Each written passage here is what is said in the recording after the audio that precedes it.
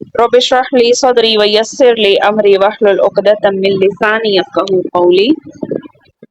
آیت نمبر 105. وَيَسْأَلُونَكَ، اور وہ سوال کرتے ہیں آپ سے، عن الجبال، پہاڑوں کے متعلق. فَقُلْ، پس کہہ دو، يَنْسِفُهَا، اڑا دے گا ان کو، ربی، میرا رب، نسفاً، اڑا دینا. فَيَذَرُهَا، پس چھوڑ دے گا اس کو، قاعًا، میدان، صفصفا، صاف یا ہموار میدان چھوڑ دے گا. لا تری فیہا، نہیں دیکھو گے تم اس میں، عوجن، کوئی کجی، کوئی پستی، ولا امتا، اور نہ ہی کوئی بلندی، یعنی اونچ نیچ کہیں بھی تم نہیں دیکھو گے. تو یہ جو بات چل رہی ہے، یہ نفخہ اول، جب نفخہ سور جب پھونکا جائے گا، سور جب پہلی مرتبہ پھونکا جائے گا، اگر انسان اور دوسری جاندار چیزیں مر بھی جائیں گی تو پہاڑ جیسی سخت چیز پر اس نفخے کا کیا اثر ہوگا؟ یہ سوال جاہلوں کی طرف سے ظاہر ہو سکتا ہے، جنہوں نے اللہ کی اس پیدا کردہ کائنات اور اس کے نظام میں کبھی غور ہی نہ کیا ہو. تو آج کے انسان کے لیے یہ ایک بالکل محمل سوال سا ہے کہ اگر سیاروں کی گردش اور ان کی کشش ثقل میں معمولی سی بھی گڑبڑ ہو جائے تو پہاڑوں کا کیا ذکر ہے. تو سارے ستارے ایک دوسرے سے ٹکرا کر ظاہر سی بات ہے کہ وہ فنا ہو جائیں گے، تو قیامت کو یہی کیفیت ہوگی. اس وقت پہاڑوں کی دھول اڑ رہی ہوگی. اس کے بعد ہے کہ اس میں آیا نا کہ جس میں نہ تم پستی دیکھو گے اور نہ تم بلندی دیکھو گے، یعنی پہاڑوں کو مٹی بنا دیا جائے گا، سمندروں کو پھاڑ دیا جائے گا، زمین کے سارے نشیب و فراز ختم کر دیے جائیں گے اور وہ ایک بالکل ہموار وسیع میدان کی طرح بن جائے گا. یومئذ، اس دن، یتبعون الداعی، اس دن پیچھے چلیں گے پکارنے والے.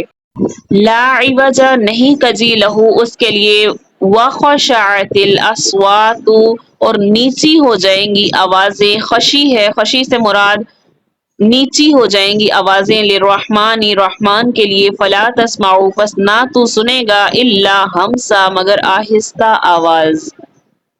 اور اللہ کے سامنے آوازیں پست ہو جائیں گی تو تم آواز خفی کے علاوہ کوئی آواز نہیں سن سکو گے.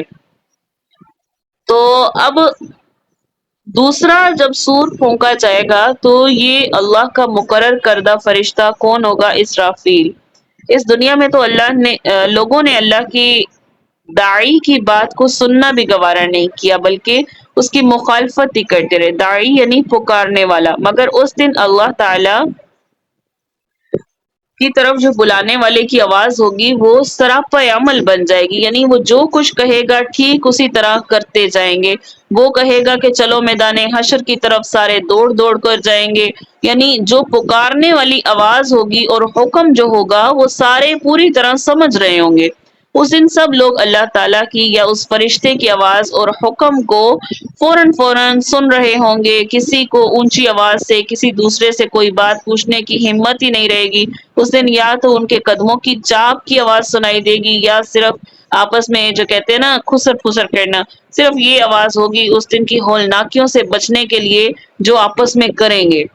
یومئذ، اس دن، لا تنفع، نہیں نفع دے گی، شفاعت، شفاعت، الا، مگر، من اذنا، جس کو وہ اجازت دے، لہ الرحمن، رحمان اجازت دے، ورضی، اور راضی ہوا یا پسند کیا، لہو، اس کے لیے، قولا، اس کے کہنے کو. اس روز کسی کی سفارش کوئی فائدہ نہیں دے گی مگر اس شخص کی جسے اللہ اجازت دے اور اس کی بات کو پسند فرمائے. یعنی اس دن سفارش ہوگی مگر ضرور ہوگی، مگر صرف اس کے لیے جس کی سفارش قبول ہوگی اس کی 3 شرائط ہیں. ایک تو وہی شخص سفارش کرے گا جس کو اللہ کی طرف سے سفارش کرنے کی اجازت مل جائے. دوسرا، اس شخص کے حق میں کر سکے گا جس کے حق میں سفارش اللہ کو منظور ہوگی. اور تیسرا، وہ صرف ایسی بات کے لیے ہی سفارش کر سکے گا جسے اللہ سننا پسند فرمائیں گے. یعلم، جانتا ہے، ما بین ایدیہم، جو کچھ ان کے آگے ہے، وما خلفہم، اور جو کچھ ان کے پیچھے ہے، ولا یحیطون، اور نہیں گھیرتے، نہیں احاطہ کرتے، بھی اس کے ساتھ، علما، علم کو. تو جو کچھ ان کے آگے ہے، جو کچھ ان کے پیچھے ہے، وہ اس کو جانتا ہے اور اپنے علم سے اللہ کے علم پر وہ احاطہ نہیں کر سکتے۔ تو اس آیت میں سفارش پر عائد کردہ پابندیوں کی وجہ بیان فرما دی کہ لوگوں کے اعمال اور ان کے حالات جن میں وہ اعمال سرزد ہوئے، ان کی نیتوں کا علم صرف اللہ کو ہے، دوسرا کسی کو نہیں ہو سکتا۔ اس کی مثال یوں سمجھ لیں کہ جیسے ایک شخص کسی افسر کو جا کر ملے کہ آپ کا فلاں ماتحت آدمی میرا دوست ہے، تو اس کا فلاں قصور معاف کر دیں، تو وہ جواب میں کہے گا کہ آپ واقعی میرے دوست ہیں، لیکن یہ شخص پہلے جتنے قصور کر چکا ہے اس کا آپ کو علم ہے، یعنی اس کا ریکارڈ پہلے ہی بڑا گندا ہے، تو اسے معاف کرنا بھی ظلم کے مترادف ہے۔ بالکل یہی اصول وہاں بھی لگے گا۔ یہ ممکن ہی نہیں ہوگا کہ کوئی بزرگ اللہ کے حضور یوں سفارش کرنے لگے کہ حضور اسے معاف فرما دے کیونکہ یہ میرا خاص آدمی ہے۔ اس طرح کے سفارش کہ اس عقیدے کی جڑ جو ہے وہ کٹ جائے گی جو عام لوگوں نے اپنے معبودوں یا اپنے پیروں سے وابستہ کر رکھے ہیں۔ وعنت الوجوہ، اور ذلیل ہوں گے چہرے یا منہ، للحی ہمیشہ زندہ رہنے والے، قیوم ہمیشہ قائم رہنے والے، اس دن قائم کے روبرو منہ نیچے ہو جائیں گے۔ وقد اور تحقیق خواب نامراد ہوا من حمل جس نے اٹھا لیا ظلم، جس نے ظلم کا بوجھ اٹھایا وہ کیا ہو گیا؟ وہ نامراد ہو گیا۔ وَمَن يَعْمَلْ اور جو کوئی عمل کرے گا من الصالحات نیکوکاروں میں سے، نیک کام کرے گا، وَهُوَ مؤمن وہی مومن ہے، فَلَا يَخَافُ تو نہیں وہ ڈرے گا، ظلمًا ظلم سے، وَلَا حَظْمًا اور نہ توڑنے سے۔ یعنی اعمال کی جزا کے لیے دو شرائط کا ہونا ضروری ہے، ایک ایمان بالغیب کے تمام اجزاء پر ایمان لانا، دوسرے ایسے اعمال صالحہ جو شریعت کی پابندیوں کو ملحوظ رکھ کر بجا لائے جائے، مثال کے طور پر ان میں ریاکاری نہ ہو، سنت کے مطابق ہوں، بعد میں احسان جتلا کر یا شرک کر کے ان اعمال کو برباد نہ کر دیا گیا ہو، تو ایسے اعمال کا بدلہ ضرور ملے گا اور پورا پورا ملے گا، ان میں ہرگز کسی طرح کی کمی نہیں کی جائے گی۔